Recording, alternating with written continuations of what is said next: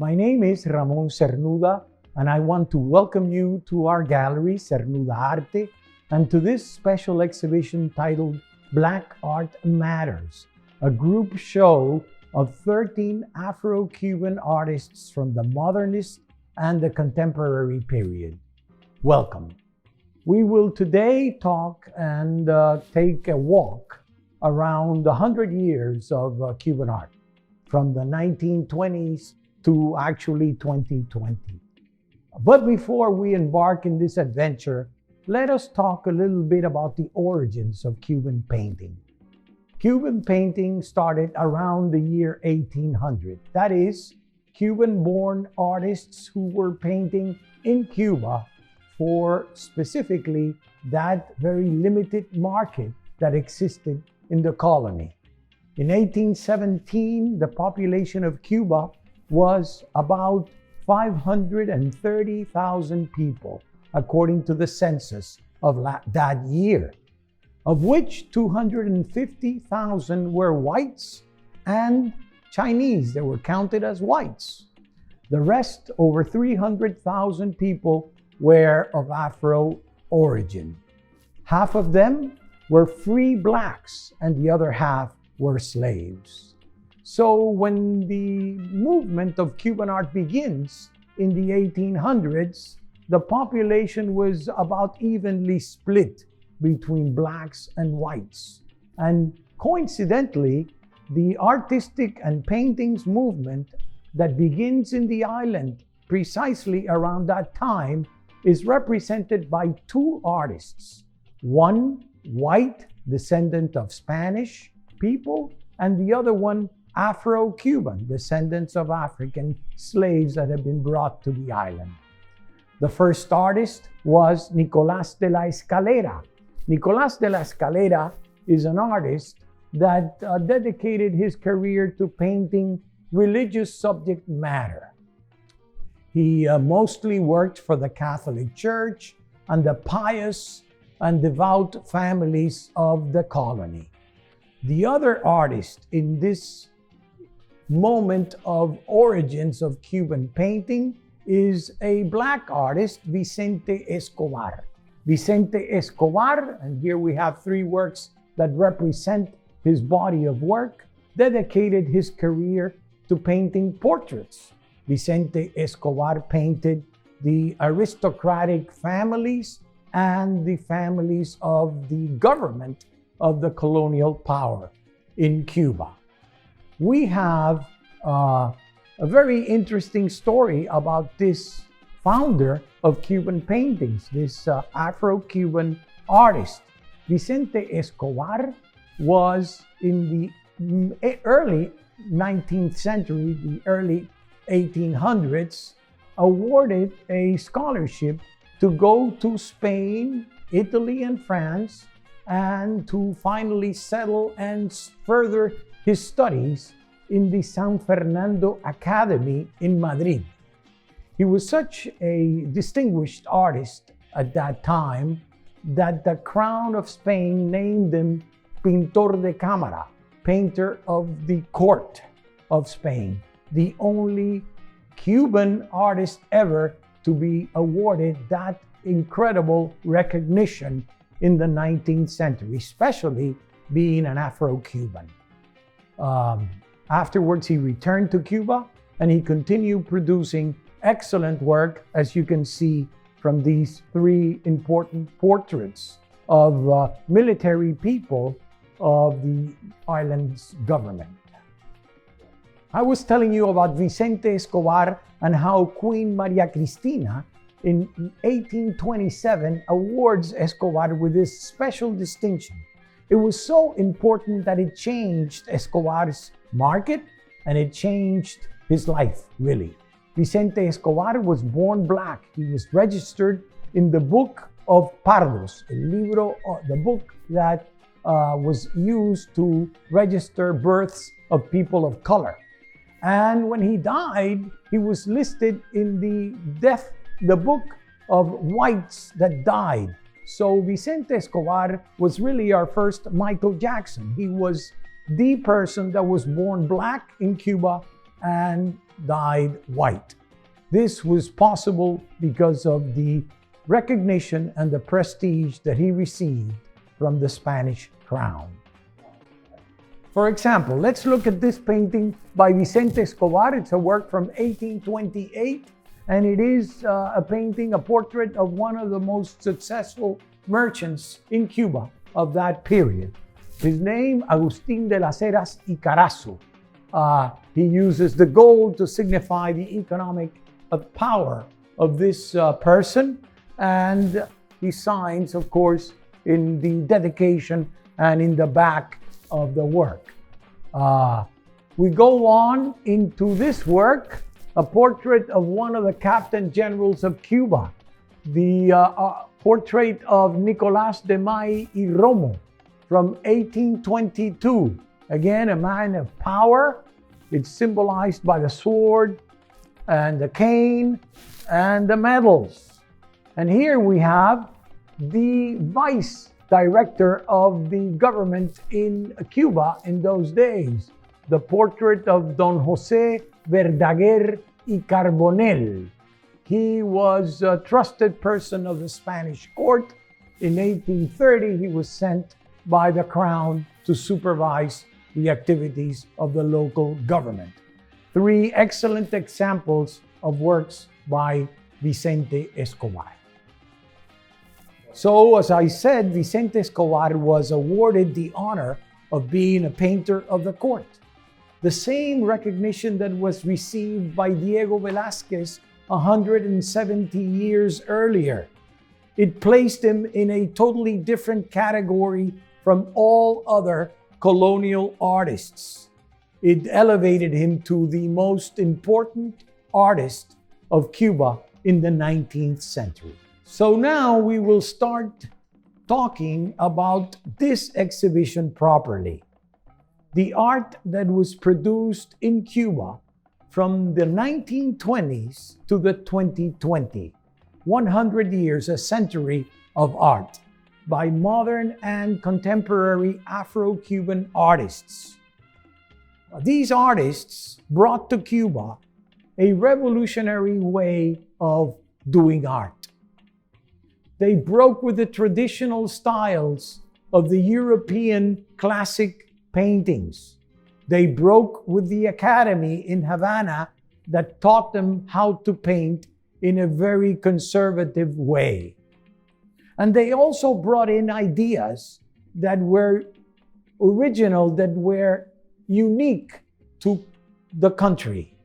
Some ideas that were revolutionary in social relations, race relations, and the value and importance of the simple people of the island. We will look at the modernism in Cuba, and we will start with the #1 artist of all times, the Afro-Cuban artist Wilfredo Lam, of which we have a representation of a group of works here. We have these two pastels on paper. We have these two one-of-a-kind ceramics, painted ceramics by the artist. We have 3 canvases that represent Wilfredo Lam in this exhibition. Wilfredo Lam was born in 1902 and he died in 1982.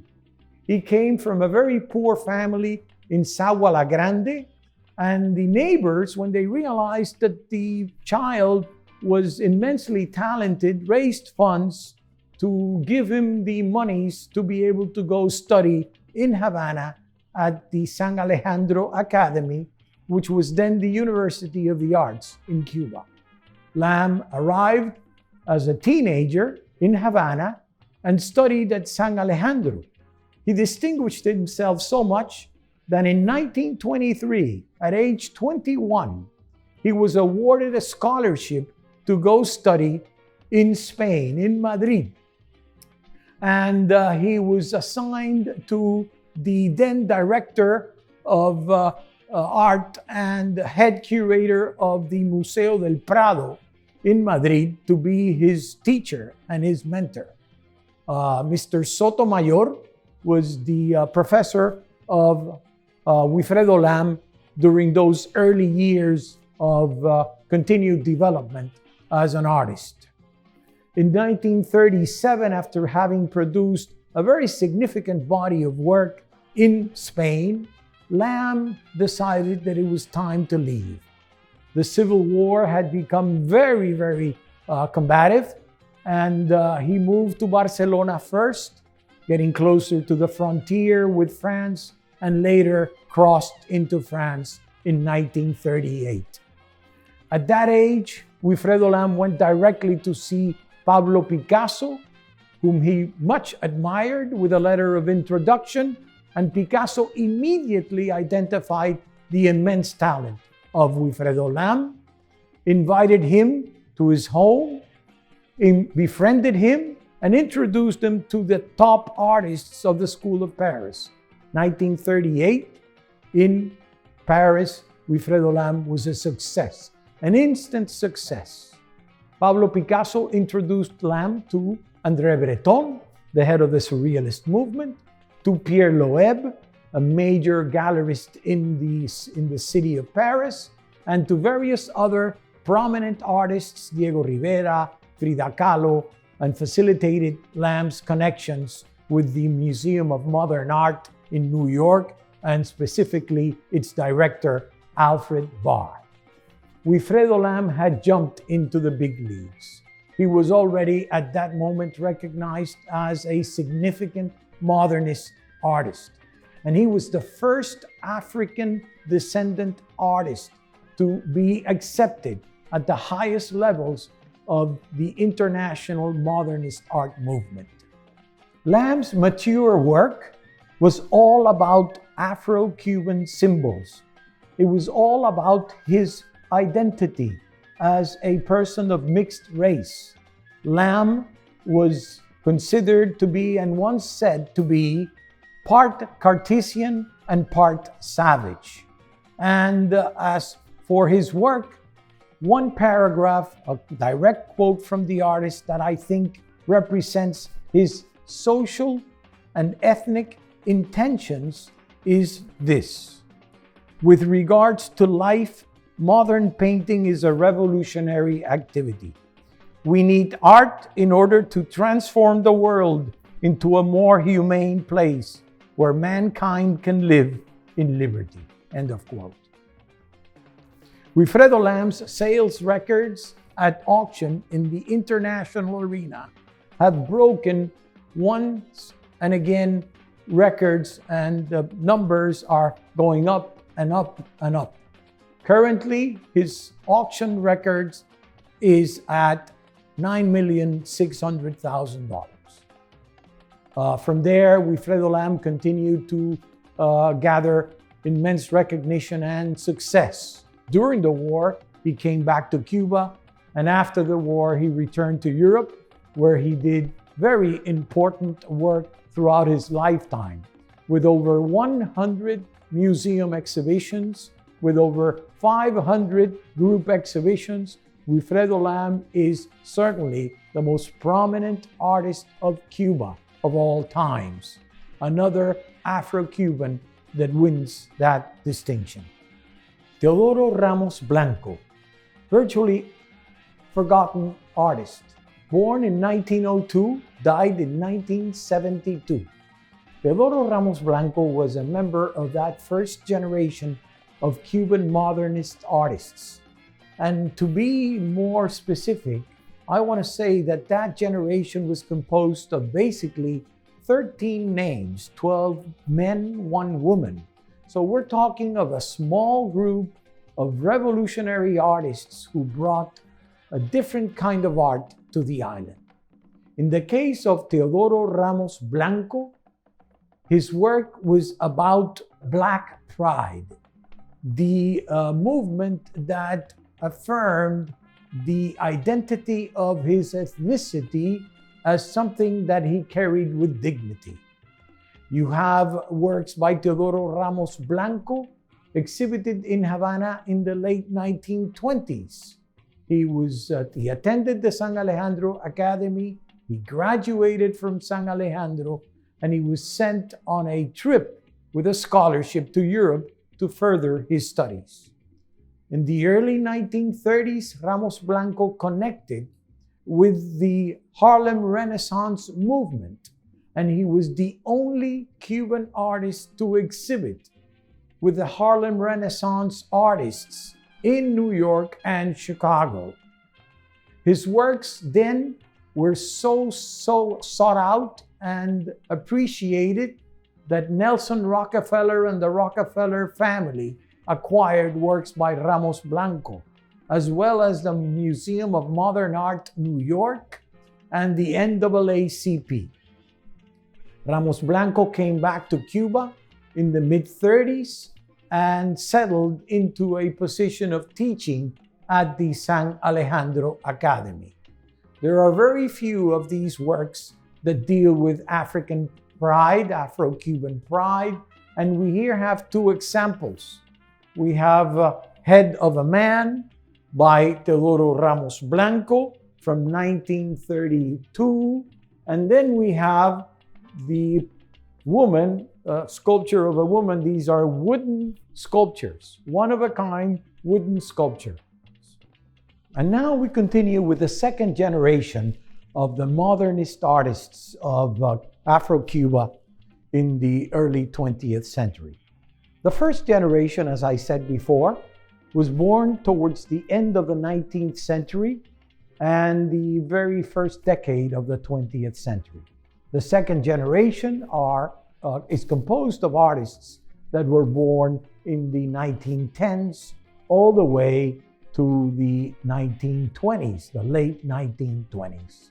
So we have here a very interesting artist. His name is Roberto Diago. He was born in 1920 and he died, he was actually killed in 1955. His short career of 35 years of life and only maybe 15 of artistic production is very limited. So it is not easy to see works by this artist, Roberto Diago, also known as Diago the Elder. In the tradition of the Bruegel family, we in Afro-Cuban art have also a family of artists. And we will talk about the grandson of this artist later in this conversation. So Roberto Diago is an artist that again depicts issues of his race and his ethnicity. You can clearly see the influence of Pablo Picasso in his body of work, especially in his figurative area of his work. Here we have two excellent examples of the works of Roberto Diago. The work on this side is Woman, a very important work where you can clearly see influences of Pablo Picasso. And here we have another painting by Roberto Diago, a woman sitting in a sofa. Uber Solis was born in 1923 and she passed in 1974. She was a Black woman of limited means. She came from a very poor family. Many of the members of her family were house workers, and she was a self-taught artist. Uber Solis had the help of Domingo Ravenet, a major artist of the first generation of the Vanguardia movement, who was her mentor. Uber Solis painted works, limited number of which were about the everyday life of Afro-Cubans in their daily activities, expressing happiness, joy, a freedom to be able to conduct themselves with absolute normality. We have here two works by Uber Solis that are representative of her body of work. These are watercolors. We have a woman tending to a farm, and then we have a farm actually that is also one of the favorite subject matters of Uber Solis, farm life. Uber exhibited in the Soviet Union in 1946. She also exhibited in Mexico and in the United States and Cuba. She did develop a body of work that had to do with the carnival scenes and also family life. And she was exhibited at the National Museum in Havana on various occasions. After she passed, her family donated over 100 artworks to the Cuban National Museum. Her works are very limited and they're not easy to find. Now we will visit works by another one of the second generation modernist artists in Cuba. This sculptor is the better known and internationally renowned sculptor of Cuba, Agustín Cárdenas. Agustín Cárdenas was born in 1927 and he passed in 2001. He went to San Alejandro Academy in Havana from 1943 to 1949. Cárdenas exhibited immediately after graduating with the group of the 11. As these younger artists of this second generation were known, many of them worked in the abstract movement of Cuban paintings, and Cárdenas, as a surrealist sculptor, was very distinguished even in those early days. Agustín Cárdenas in 1955 is awarded a scholarship by the Cuban government to further his studies and push and promote his career in Europe. And he went to Paris. Upon arrival in Paris, he connected almost immediately with André Breton and the surrealist movement that embraced him, and he exhibited with the surrealists on many occasions in Paris and in other capitals of Europe. Cárdenas had the good sense of becoming directly related to major galleries in various European capitals. He was working with Bulaquia, he was working with La Bússola, he was working with Le Point Cardenal, he was working with major other galleries such as Du Dragón, and those galleries supported his career by providing him the funds that he needed to do sculptures in wood, in marble, and also in bronze. We have here three excellent examples of the Cárdenas production that we will show to you as good representations of his work. So Cárdenas is considered our #1 sculptor in Cuban art. He produced thousands of works in stone, marble, wood, and bronze. And currently his sales record at auction is in the $500,000. He is collected in Europe and the United States of America, Latin America, in top collections throughout the world. Fellow sculptor Roberto Estopiñán, also from Matanzas, who occasionally exhibited with Cárdenas, was born in 1921 and died in 2015. He lived a very long life.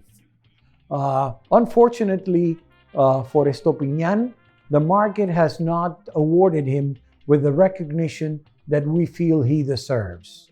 His exquisite draftsmanship, his very careful production of bronzes, marbles, and also works on delicate stones is very well acknowledged, but not rewarded in monetary recognition by the market. Estopiñán was a very old school sculptor, one that would produce one-of-a-kind bronzes and not series. So that is also a thing that we should recognize and applaud for Estopiñán. Here we have two sculptures of the series of the romantic series of female torsos and a drawing of the female torsos also. Another Afro-Cuban artist from this second generation of modernists is Guido Ginás. He was born in 1923 and he died in 2005. Guido Ginás was educated in Cuba mostly self-taught, and joined the group of the 11, a group of abstract artists who started exhibiting in Havana in the very early 1950s, clearly influenced by the abstract movement of paintings of the New York School, the abstract expressionist movement. Guido Llinas was a very important artist of that movement. And in the 1950s, he was distinguished as one of the top non-figurative artists in Cuba. In the 1960s, he went into exile in Paris, where he lived the rest of his life. His organic abstractions, and especially his black painting series, blend the gestural qualities of abstract expressionism with veiled references to the mysteries of Afro-Cuban rituals and the symbolism of the Abaca coded signs. Totally immersed in his profession, Llinas left us a well-populated oeuvre and a career distinguished by the integrity to his beliefs. Ángel Acosta León, one of my favorite artists. He was born in 1930 and he died in 1964. Actually, he committed suicide. Ángel Acosta León, as a young man, went to the University of Havana and later to San Alejandro Academy, where he graduated from painting, a very distinguished student of his promotion.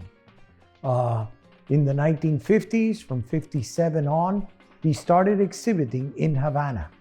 Some of his first shows were presented together with Alfredo Sosa Bravo, his dear friend. In 1959, Acosta León was recognized by art critics as a talent, a major talent of his generation. And after his graduation in San Alejandro, he was awarded a scholarship to go to Paris and further his studies. He left Cuba in 1959 to study in Paris, and he lived in Paris until 1964. Ángel Acosta León was recognized as one of the top surrealist artists of Cuban art. In his short life of 34 years, he was received many accolades and awards. In Europe, he exhibited at Galeria Dante, and he also exhibited in Paris. He was supported by Mata, among other mentors that he had. In 1964, Ángel Acosta León was virtually forced to return to Cuba, and on his trip back to the island in a ship, he committed suicide. Nicolás Guillén Landrian, born in 1938, the nephew of the national poet of Cuba, Nicolás Guillén Batista, had a very polyphacetic artistic career. He was both an award filmmaker and a celebrated painter. As a filmmaker, he is known for his experimental and critical documentaries produced during the early years of the Cuban Revolution. In 1968, Nicolásito, as he was formerly called, threw his lot with artists and writers who defied the Castro government by opposing governmental repression and limitations in culture. That year, his film Café Arábiga, produced in Cuba, became a symbol of rebellion. He dared ridicule the figure of the maximum leader, Fidel Castro, on the screen, while the song The Fool on the Hill by the Beatles played in the background. Shortly afterwards, he was expelled from the Cuban Institute of Cinematography. From 1970 to 1989, he was repeatedly jailed, arrested, and institutionalized in mental institutions. As part of the abuse that he was subjected to, he was submitted to 8 treatments of electroshock therapy without sedation for his political deviations. Nicolás' other artistic passion was painting. He resorted to the brushes when the cameras were taken away. As a painter, he developed a colorful, tropical, and spontaneous expressionistic style that often searched for and attempted to decipher the meaning of facial expressions and absurd scenarios.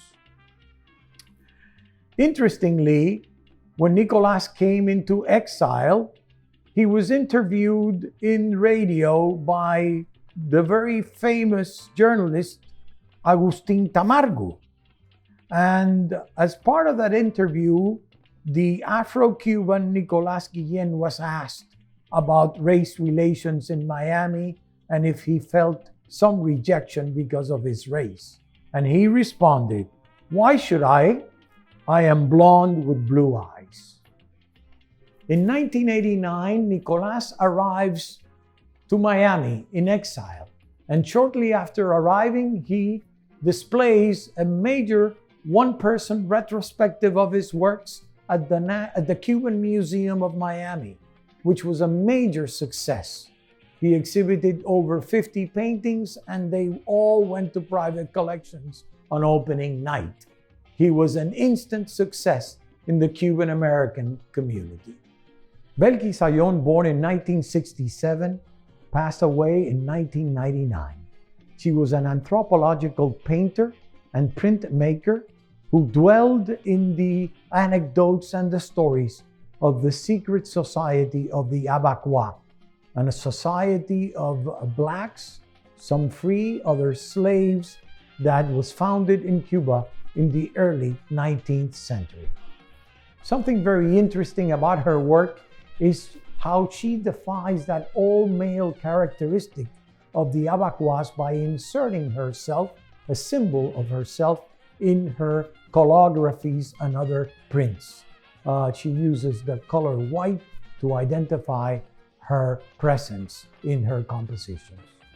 This society, the Abacuá, was somewhat similar to the Freemasonry founded in Cuba, also in the early 19th century, the Cuban chapters, of course.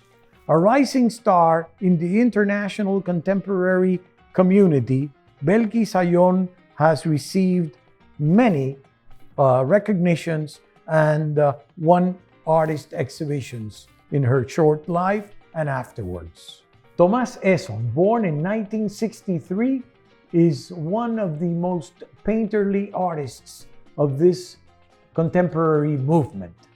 Tomás Esson enjoys the pleasure of painting the shocking, the repugnant, the offensive, always denying the viewer the peaceful recreation of and the enjoyment of his art. His images have caused great scandal and controversy in Cuba, from where he was tactfully prodded to leave in 1990. His paintings are grotesque. His creatures are monstrous, bestial, as if humankind had been drained of any goodness. The dark prevails in the extremely talented Afro-Cuban artist who recently was conferred the Cintas Award and is currently exhibiting his first solo museum presentation at the Institute of Contemporary Art in Miami.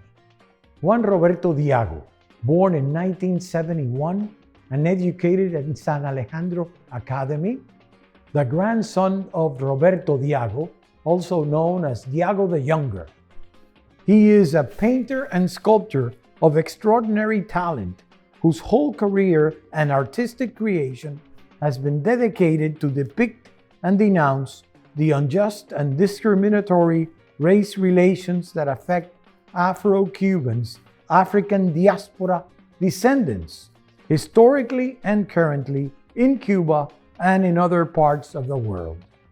Racism, poverty, marginalization, and abuse are common themes in his art. He has been extended international acclaim and has exhibited his works at the Kennedy Center in Washington, D.C. in 2017, at the Harvard University Ethelbert Cooper Gallery, Massachusetts, and at the Low Museum, Coral Gables in 2019. Professor Alejandro de la Fuente has recently published the book Diago, The Pasts of This Afro-Cuban Present, a highly recommended reading. Juan Roberto Diago is one of the most distinguished younger members of the Afro-Cuban modernist movement. Manuel Mendive, born in 1944, is considered by many one of the most important contemporary artists of the Afro-Cuban movement today.